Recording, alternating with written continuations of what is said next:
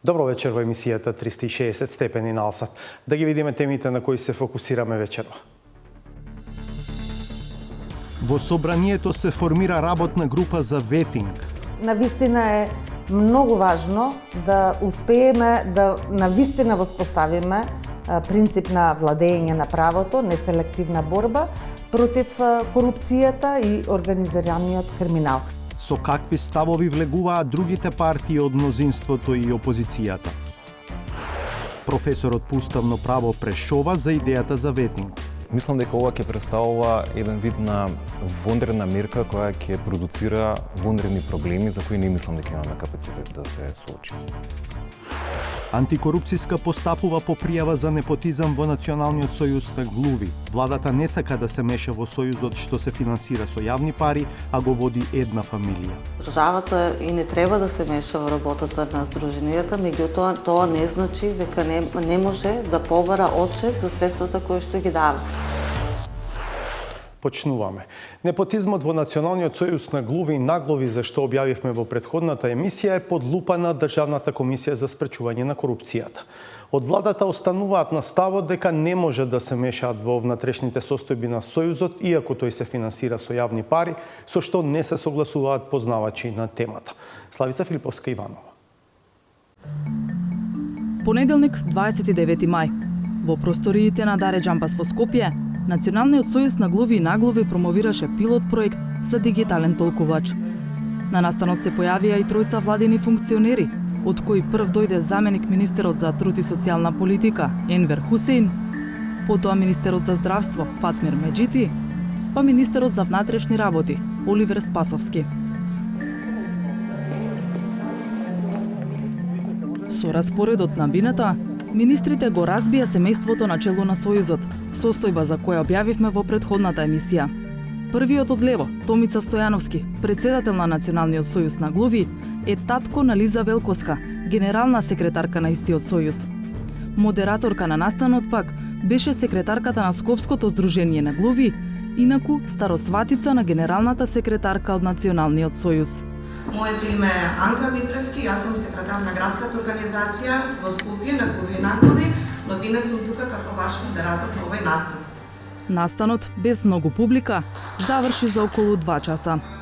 Министерот за здравство експресно замина, а останатите функционери на излегување успеавме да ги прашаме дали знаат со кого застанаа на сцена. Начело на сојузот се татко, ќерка, а модераторка беше нивната старосватица. Ова е чист непотизам, како го коментирате? Јас тоа го слушнав сега, значи на самиот настан, ама за ова што кажувате дека е непотизам, тоа е веќе работа на Националниот сојуз. Значи, тоа е работа за која што сме критикувани од цела меѓународна заедница. Добро, се надевам дека ќе се надминат тие проблеми. А они се финансираат и од буџетот. Наравно се финансираат од буџетот согласно со проекти што се приложуваат до Министерството, а во врска со ова што го кажавте, тоа е веќе интерна нивна работа, што се надевам дека ќе најдат начин како да го надминат и да не постои непотизам не само кај нив, во секоја една институција. Слично размислува и министерот Спасовски. Националниот сојуз, Сдруженијата на граѓани и така натаму, сето тоа е работа која што самите се избираат раководство. И тука институциите не можат и не треба да учествуваат, ниту да се вмешуваат кој, како и на кој начин ќе ги вршат изборите тие. Ние можеме да се согласуваме или да не се согласуваме со изборот. Можеме да се согласуваме или да не се согласуваме со работата, меѓутоа на ниту една институција не може да биде основа за да се меша во работите на овие. Тоа се интерни работи. За време на коктелот се обидовме да ја прашаме секретарката на Скопското здружение на глуви и наглови дали го препознава судирот на интереси. Дали гледате проблем тоа што сте старосватица на генералната секретарка? Мора тоа сега да го направам, да одговарам на прашања. А дали сакате да се договориме за друг термин? Да, сакам. Например, утре? Дали може во среда? Не, во среда, во четврток. Во колку часот е тоа? Во Здруженијето на глуви и наглови во 10 часот. Може? Ви благодарам. Во меѓувреме, секретарката се предомисли и по телефон ни рече дека не сака да говори во камера. Одговор ни прати преку Viber. Вели дека и самата е дете на глуви лица и мајка на дете со оштетен слух, како и дека се вработила преку регуларен конкурс. Моето вработување во Сдруженијето е независно од Националниот сојуз на глуви и наглуви. Беше објавен оглас за вработување од страна на Сдруженијето на град Скопје со дадени критериуми. Јас бев единственото лице пријавена на тој оглас. Поради тоа рокот се продолжи уште 5 дена. Огласот беше јавен. Собранието на Сдруженијето по разгледувањето на апликацијата донесе одлука за моето вработување. Дополнително, вели дека помогнала секому колку што можела. Сметам дека глувите лица кои укажале и пријавиле кај вас, но и оние кои го делат нивното мислење дека ова е пречка во прогресот и напредокот на Сдруженијето, би било добро да ги препратите овде и заедно да работиме на напредокот на Сдруженијето, затоа што заеднички сме засегнати за подобрување на условите. 360 степени минатата недела објави 3 сведоштва на глуви лица, кои анонимно и крајно предпазливо посведочија дека во раководните тела на Сојузот, како председател, генсек, собрание, извршен одбор, па и во раководството на фолклорното здружение формирано од Сојузот, владее непотизам. Сојузот има околу 7.000 членови и секоја година добива 160.000 евра од државата. Зошто токму една фамилија и нејзини блиски треба да доминираат во раководните органи? Во претходната сторија ја прашавме лично генералната секретарка Лиза Велковска. Вие сте генерална секретарка на Сојузот, каде вашиот татко е председател, кумот ви е член, старосветицата е дел од општинската организација во град Скопје. Како го коментирате ова? Вака сега, јас сум во Сојузот вработена уште од далечната 2013 година. Јас поточно не сум вработена јас во Сојузот, како што велите вие, нели, заедно со таткото. Јас сум... Сте дел од Сојузот сите. Така. Јас сум вработена во Советот на инвалидски организации, скратено НСИ-ом. Тоа е апсолутно посебна организација, каде што таму имам подпишано, нели, договор за вработување со трето лице. Пријави, освен до нашата редакција, претходно стигнале и до Државната комисија за спречување на корупцијата, откаде не информираа дека работат на 2 предмета поврзани со Националниот сојуз на глуви. Едниот е при крај, а се работи по пријава за финансиски злоупотреби во Сојузот за 2019 година. Вториот пак е пријава директно за непотизам и алармирано е годинава. Во ДКСК, во Одделението за спречување судирни интереси и лобирање, е оформен предмет по поднесена пријава со наводи за непотизам, судирни интереси, нетранспарентно работење и злоупотреби во Националниот сојуз на глуви и наглуви. Постапувањето и по овој предмет е во тек и се уште не е донесена одлука од страна на ДКСК. Во меѓувреме, и Министерството за труд и социјална политика најави дека нивна финансиска комисија ќе го испита работењето на Сојузот. Ресорната министерка Јована Тренчевска во претходниот прилог го кажа истото што сега го коментираат другите нејзини колеги, дека владата не би смеела да се меша во работењата на сојузите, иако добиваат државни пари. Но дали е навистина така? Државата и не треба да се меша во работата на здруженијата, меѓутоа тоа не значи дека не може да побара отчет за средствата кои што ги дава. Посебно бидејќи зборуваме за јавни пари, пари од даноците, и транспарентноста и отчетноста овде мора да бидат загарантирани. Односно, граѓаните да знаат точно каде и зашто се потрошени тие пари, затоа што, повторно ќе кажам, зборуваме за јавни пари, пари на граѓаните. Сојузите реферираат финансиски извештаи. Да, меѓутоа... Никој не се меша каква програма. Да, тоа е другиот дел. Значи, и самата држава може да се погрижи малку да ги зајакне капацитетите на тие организации за соодветно да ги планираат своите средства, но исто така и да ги подсети дека мора да имат и некои внатрешни правила, внатрешни процедури како ги регулираат односите помеѓу нив. Лонгурова Гирова вели дека во ваквите организации демократските процеси не се на завидно ниво и дека незадоволство има во речиси сите сојузи. Тоа пак резултира со расцепкување на членството во помали групи и посебни здруженија. А наместо да се делат, би можело да се реорганизираат, вели таа. Ја погледнавме веб страната, секако дека недостасуваат многу клучни информации, финансиски извештаи, наративни, не е ажурирана очигледно и овие внатрешни политики нивни се непознати.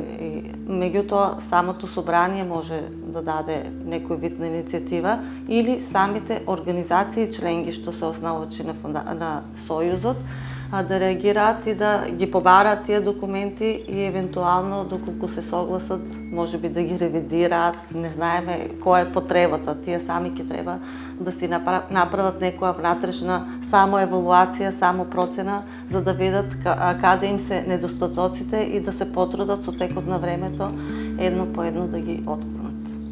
Националниот сојуз на глуви и наглови се чини е далеку од тој пат. Што под притисок на некои од партнерите во коалицијата, што под притисок на реалноста која е далеку од добра, мнозинството реши да се формира работна група во собранието која ќе бара решение за ветинг. Опозицијата најавува учество, иако смета дека власта нема капацитет да спроведе ветинг. Со какви ставови влегуваат главните актери во овој процес, од Зоран Јовановски. Дипломатски ракавици е термин што новинарите често го користат за порака испратена од меѓународни представници, обвиена во фини избрани зборови. Таквата пракса се чини заврши за неколку прашања што се провлекуваат со години. There is corruption everywhere, vested interest, undue political influence, nepotism, clientelism, and the recommendations of let's say the State Anti-Corruption Committee, the State Audit Committee, the Ombudsman are simply not followed up, and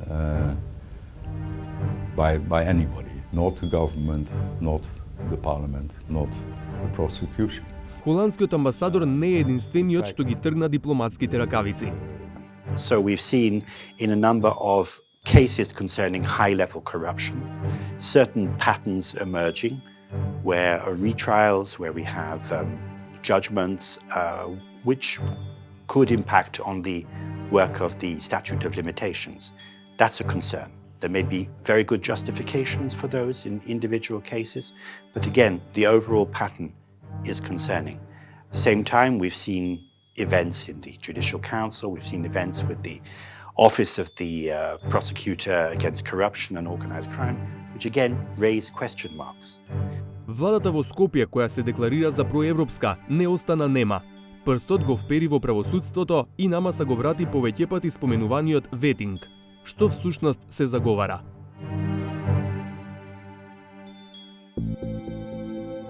Ветинг, според едно објаснување, е процес на проверка на нечие минато, пред на таа личност да й се понуди вработување, додели награда или да се донесе некоја слична одлука. Таква проверка може да се направи и за луѓе што се веќе на одредена функција. По средбата со лидерите на владините коалициски партнери пред 2 недели, премиерот Димитар Ковачевски изјави дека разговарали за ветингот, кој според него треба да биде процес што ќе даде ефекти.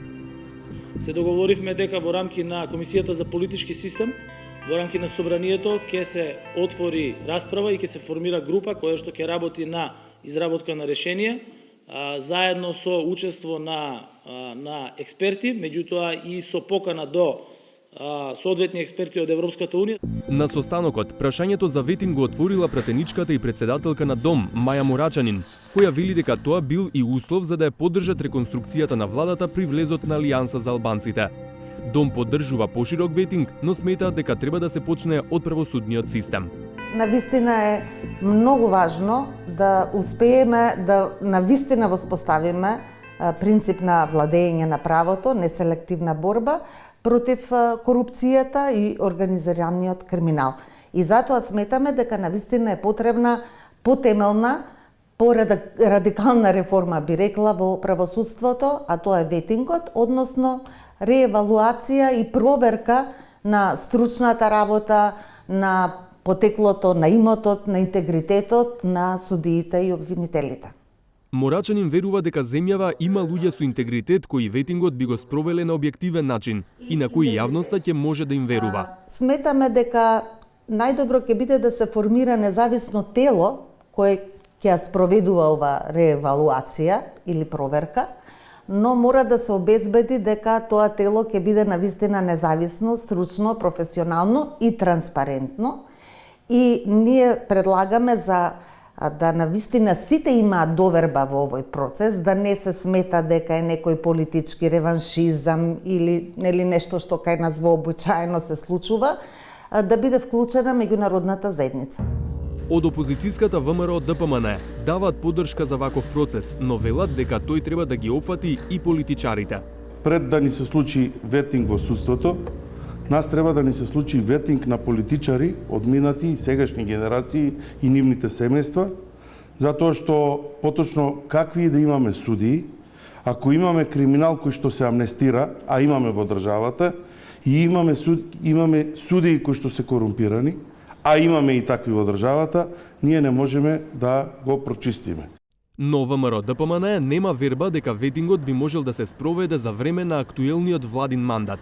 Па оваа влада нема кредибилитет да го направи тоа, затоа што испитувањето на јавното мислење укажува дека фактички високата корупција доаѓа од високите политички и бизнис елити, кои што се контролирани од владеачкото мнозинство и луѓе блиски до оваа влада.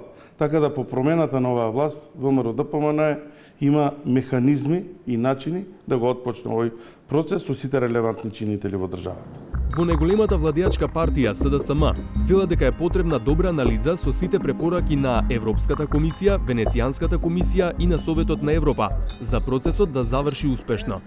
Овие препораки, кои што се посебно Венецијанската комисија, во нив е наведено дека ветингот како инструмент кој ќе се спроведува не треба да се остави впечаток и перцепција во јавноста дека е политичка пресметка. Туку напротив, дека точно ќе се утврди една временска рамка која што мора да биде строго дефинирана, каде што ќе биде определена во кој период, во кој процес и кои се тие институции што тоа ќе го спроведат во овој период. Од СДСМ велат дека засега не е утврден моделот на ветинг. Дали ќе се прават измени во постоечки закони или ќе се носи нов закон. Дали процесот ќе се одвива преку собранието или преку работна група во Министерството за правда и кој ќе го прави самиот ветинг. Кој модели да се избере, планираат процесот да заврши до крајот на нивниот мандат. Подобро опозицијата да се вклучи сега во многу подобри процеси, па дури и во овој процес и своите мислења и ставови нека ги произнесе тука, бидејќи ние не правиме не разговараме за процес кој ќе биде политички, туку правиме процес кој ќе биде државнички. Од Демократската унија за интеграција сметаат дека е потребен, како што велат, целосен ресет на системот и предлагаат поширок ветинг. Например, полиција со закон да се направи еден целосен ветинг и во полицијата, освен политиката, судството и јавното обвинителство. Но имаме конкретно решение. Мислам дека ден порано или покасно ќе дојдеме на ова што Демократската унија за интеграција се залага повеќе години. Конкретното решение за кое зборуваат Деми е предлог законот за агенција за проверка на носителите и кандидатите за носители на јавни функции, што во 2020 година го поднесоа во собранието. Велат дека се подготвени тој предлог закон повторно да го достават бидејќи според нив е добра основа. Туку сме имале повеќе прилики каде што јавно сме ги повикувале сите политички партии.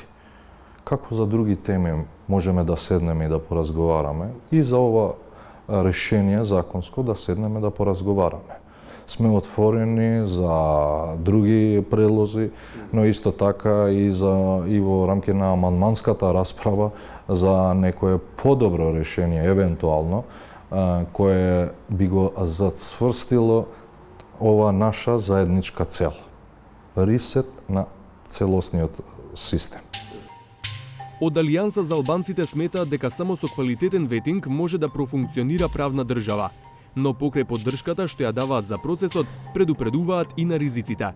Не jemi shumë seriozisht të interesuar për vetingun, por po aq jemi serios të interesuar që të mos bëhet ndonjë hap ose ndonjë vendim i cili në fund do të rezultonte si një veprim avanturesk, ashtu siç kemi pas dy tentativa që për moment më kujtohen, ishte ajo e prokurorisë speciale që për fat të keq rezultoi të ishte një tentativë e dështuar dhe më herët kishim çështjen e lustrimit që po ashtu për fat të keq e konstatojmë bashkërisht që edhe ajo ishte diçka e dështuar. Мехмеди повикува на внимателност, за да се избегне можно парализирање на правосудните институции.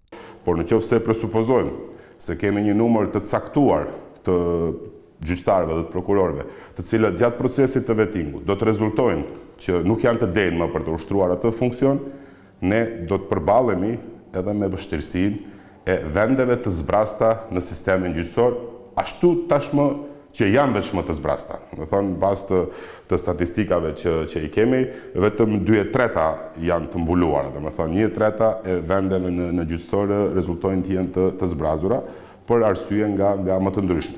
Од земјите во регионот, Албанија спроведува ветинг од 2016 година, за кој многумина упатени сметаат дека не ги дава посекуваните ефекти.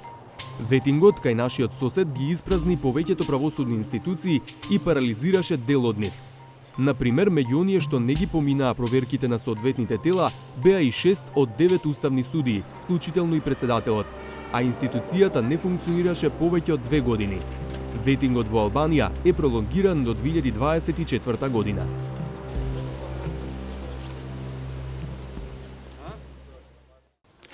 Ако сепак се стигне до консензус за ветинг, особено за правосудството, може ли процесот да донесе нешто добро?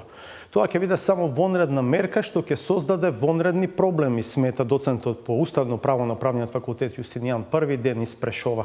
Со него разговара Александар Димитриевски. Прешова дали е можен ветинг на судии и на јавни обвинители во земјава само со измена на закони или пак со носење на некаков нов закон? Зависи од тоа како го дефинираме ветингот. Ние гледаме дека пред секои избори, после секој скандал во судството, се актуализира прашањето за ветинг, но до сега немаме видено конкретна дефиниција тоа што подразбираат тие што предлагаат под поимот ветинг. Доколку тоа инволвира разрешување, некаква одговорност на судии, сметам дека за тоа се неопходни уставни измени, за тоа гледаме примери не само во регионот, туку и во останатите делови од светот, каде што имавме ваков тип на ветинг на судии. Особено на судии, бидејќи Уставот е тој што ја гарантира судската независност, значи имаме уставно гарантирана судска независност и ако сакате да интервенирате во тој дел, особено во делот на одговорноста, разрешувањето, ќе треба да се направат соодветни измени во самиот устав. Најконкретна најава да ја наречам, иако оди еден чекор понатаму, е предлог закон кој што го достави политичката партија ДУИ, а кој што во суштина предвидува формирање на посебна агенција која што ќе го врши тој ветинг. Го погледнав тој предлог закон. Еве, например, таа агенција треба да има за цел да го провери интегритетот и достојноста на носителот на функцијата идна и да се намали можноста за корупција, криминал, злоупотреба на службената должност и нарушување на угледот на институцијата која ја представува. Сето ова може и треба да го остваруваат веќе постоечките тела кои ги имаме, а во прва линија, односно иницијално органот кој го именува или избира самиот функционер. И не гледам потреба за постоење на посебна агенција за такво нешто. Особено што законот е прилично штур и површен во оваа смисла и оваа агенција на вистина само ќе представува вишок во рамките на институционалната структура која веќе постои во државата и формирање одново на нови работни места за партиски кадри. Еве да претпоставиме дека ќе се најде политичка волја, па дури и за уставни измени со кои што би се создале правни основи за спроведување на еден ветинг кој што би засекол до таму и да се разрешуваат одредени функционери. Не мора еве со ова решение единствено кое што сега е во оптек. Дали очекувате дека такво нешто може да даде еден квалитативен исчекор кој што и домашната, но и меѓународната јавност го очекува од домашното судство пред се, но исто така и од политичарите кои секако се оние кои што влијаат врз судството? Искрено не мислам дека ќе даде некаков квалитативен исчекор. Мислам дека ова ќе представува еден вид на вонредна мерка која ќе продуцира вонредни проблеми за кои не мислам дека имаме капацитет да се соочиме. И мислам дека преку сите овие најави, особено во периоди во предизборието или после секој скандал, мислам дека политичките партии праќаат сигнал, еден вид на опомена до постоечките носители на функции дека би требало да бидат изгледа по-лојални, по-послушни за да не ги снајде ветингот. Ќе изгубиме многу време, многу енергија, бавејќи се со индивидуално, со секакви позадини на суди, обвинители, носители на јавни функционери, секакви шпекулации, скандали кои ќе излегуваат, наместо да ја посветиме таа енергија на реформите кои се апсолутно неопходни, на ослободување на судството и на уставното судство. Значи, од оние што повторно го заробуваат, и претходно имавме заробување, ние сме во еден вид на процес на нова форма на заробување, како што мене ми се чини. И ако погледнете што се случува во судството, со уставното судство, например во однос на платите и одлуката за платите, што представува еклатантен пример како уставниот суд се инструментализира со злоупотреба на положбата и надлежноста која има и никој за тоа не реагира. Оно што се случува во судскиот совет, гледате дека опозицијата исто така не реагира на тоа. Гледаме дека ќе има обид веројатно за нова чистка таму и слично. Сметам дека во основа тие што се основниот проблем се обидуваат да се представат преку наводни брзи решенија како главен фактор за разрешување на истите тие проблеми кои генерално или во основа потекнуваат од самите нив, а тоа се политичките елити. Ја споменавме веќе Албанија. Тоа е земја која што и географски и по менталитет ни е блиска. Таа спроведуваше ветинг во правосудството. Какви беа таму резултатите? Јас не мислам, мојот впечаток не е дека тоа беше успешен процес. Се разбира, не можеме да очекуваме меѓународната заедница да истапи со таков став, но сметам дека е доволно тоа што Европската комисија, барем иницијално, не сме слушнале во последно време одново нов став во однос на состојбите со судството, но Европската комисија, делегацијата дојде јасен став претходно дека не се за таков процес во државата. И тоа мислам дека се поврзува и со фактот што, иако како што вие рековте, можеби само навидом слични, сепак состојбите во Албанија беа драстично полоши. Но и ние не се движиме во добра насока сега. Се разбира, но таму мислам дека проблемот со корупцијата и со поврзаноста со организираниот криминал беше далеку позагрижувачки и подлабок како проблем отколку тоа што е кај нас.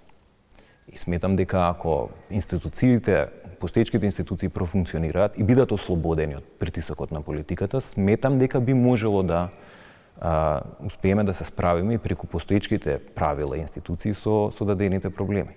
Инаку да не забораваме, таму имаше огромен пакет на уставни амандмани кои беа донесени за потребите на ветингот и многу голема инволвираност на меѓународната заедница. Дури да се спојат сите коцки, да се направат тие уставни измени, на крај ќе треба да се изберат и луѓе со конкретно име и презиме кои што ќе треба да го водат тој ветинг, да бидат главни арбитри. Има ли такви луѓе за кои што сите ќе застанат со доверба? Се сомневам дека ќе има таков тип на целосна доверба, особено ако ги имаме предвид и искуствата од примерите кои претходно ги кажав со така наречени адхок тела, кои треба да дадат, да продуцираат брзи решенија за комплексни проблеми кои се создавани во долг временски период, низ долг временски период наназад. Така што таа страна сум прилично скептичен. И особено поради причини што и претходно ги наведов. Кој ќе стои за ветингот, кој ќе иницира таа процедура, кој ќе ги номинира членовите на некакво адхок тело, дали ќе успеат тие навистина преку својот авторитет да се наметнат и да ја стекнат таа доверба.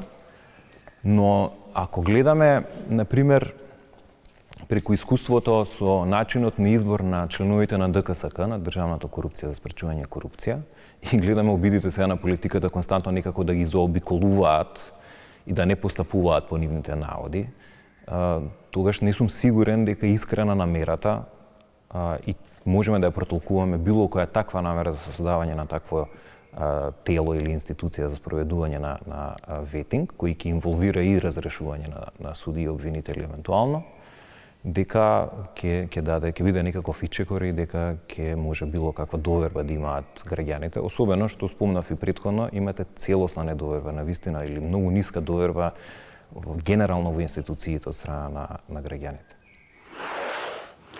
Целото интервју со Прешова на тема ветинг е достапно на веб страницата 360stepeni.mk. Сега ќе одиме на реклами, а по нив е саботажата.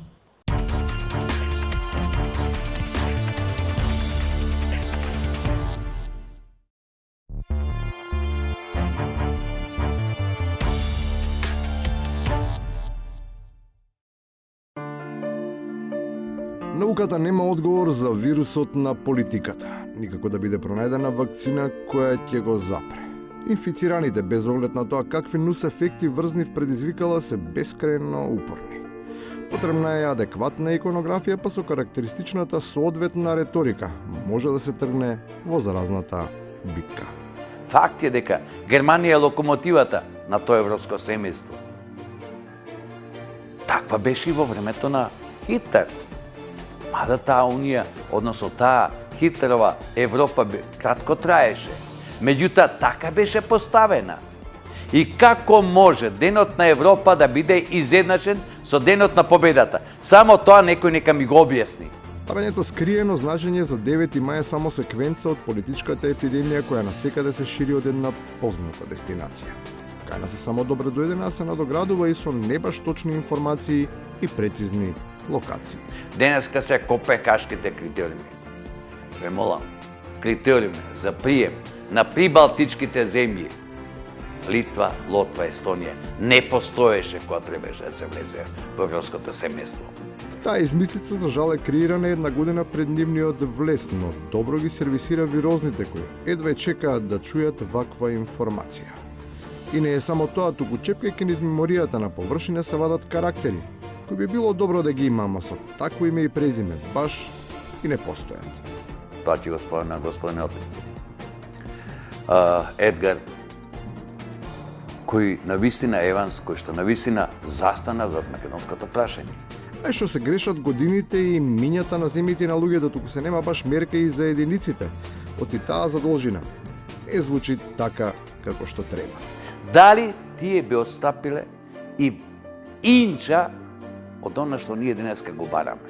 Добро е што барем се знае за тие што отстапуваат. Додуша не е баш јасно дали при интерпретацијата за ангажманот се користи пејоратив или тоа е некој начин на уривање. Он го намести да биде човек на во владата на Република Македонија, кој уште повеќе го руинира нашето секојдневие. Бидејќи авансот кај неголемите е веќе потрошен, на полуочигледна е намерата да се иницира некој нов блок од малите кој би застанала зад нечија кандидатура за председател. Разбирливо е да се комбинира силна одбрана со брз контранапад. Опозицијата ја поддржува. Опозицијата денеска е тоа столбо што го дава тој да не кажам демократски статус. Меѓутоа начинот на кој што опозицијата работи, верувате ми, тоа е веќе уличарски за мене. И на крајот, господскија Непа Распруски, како што доликува на представник на бечка школа, се покажува сериозно познавање на психоанализа. Тој човек има нешто во себе што му недостасува. Не знам дали бил некој пат имал некој комплекс. Меѓутоа тоа дете апсолутно сметам дека е залутано во оваа бранша. Тоа што некој е залутан значи дека работата е завршена. Проблем се тие кои што постојано лутаат. Ним не може да им се фати крајот. Се ова го има на веб страницата 360stepeni.mk. Благодарам што бевте со нас. Се гледаме в петок од 22:20. Пријатно.